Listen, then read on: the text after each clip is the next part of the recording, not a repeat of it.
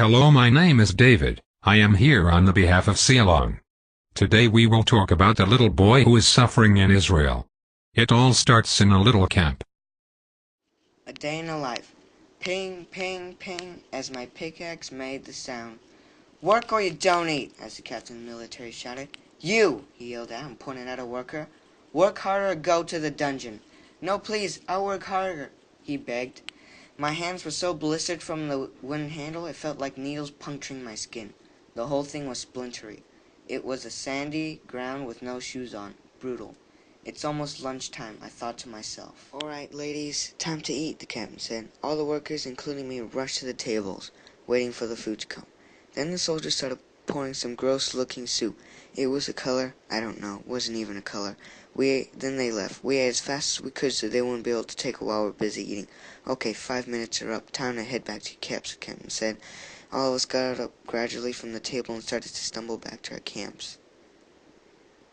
Faster, ladies, the captain yelled. As they shot bullets in the air, we all sprinted back to our camps as they were laughing at us. We quickly closed all the doors and went straight on our rags. The air was so bad it felt like I was being suffocated. At around 2 in the morning you could hear all the soldiers snoring loudly. Then a loud trumpet disturbed the silence in the air and all the troops got up securing the area. Then told us to start mining. Again I swung my pickaxe up and down. Then all of a sudden I heard noises everywhere and decided to take a look. Well, it wasn't a good idea because the rebellion started racing down the steep hill trying to save us. But after an hour, they retreated. I didn't see or hear them later that day. Nothing unusual after, just a false alarm that a miner found something. It was coal. But when I went back to my camp on my rag, I had flashbacks.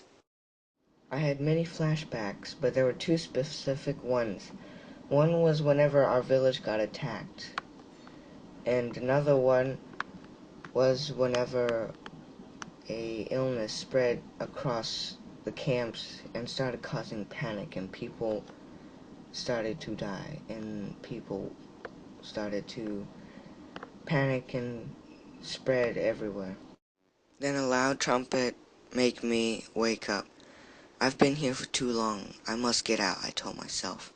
Later that day, near 1 o'clock at night, I said to myself, time to make my move. It's now or never. I slowly opened the door, checked if anyone was awake, then sprinted to the trees. Then I heard voices saying something like, stop right there, but I kept running. Then shots started flying right past me. Until finally I reached the end of the forest. Then they stopped chasing me, so I yelled out hallelujah out loud, and I kept following the footsteps that were just in front of me. I assumed it was a rebellion since it was not too long ago, so I followed them. I kept walking and walking in the giant desert, but I found nothing. Until later that day I found an oasis. It was in the middle of a desert. Then I had confidence. When I was walking towards the oasis, then I found a well. So I jumped to the bottom of it and found water. So I drank as much as I could. Then I heard kid voices coming closer, so I went up the stairs to take a look. All the kids were bony like they haven't eaten since a week. Another group of boys walked right past the oasis. I asked where they were going. They said some other place. I said where was their camp. They said it was just a couple miles behind. So I followed them. When I got to the camp, I found that some people had worse conditions than others. Some had mental health just trying to get to this camp. Some kids have emotional problems, as well as behavior problems. Then I went crazy because the captain found where I was in which village, and they started to just find and interrogate every single villager trying to find me, but I hid. Then all of a sudden, a soldier started coming closer and closer, so he opened the door.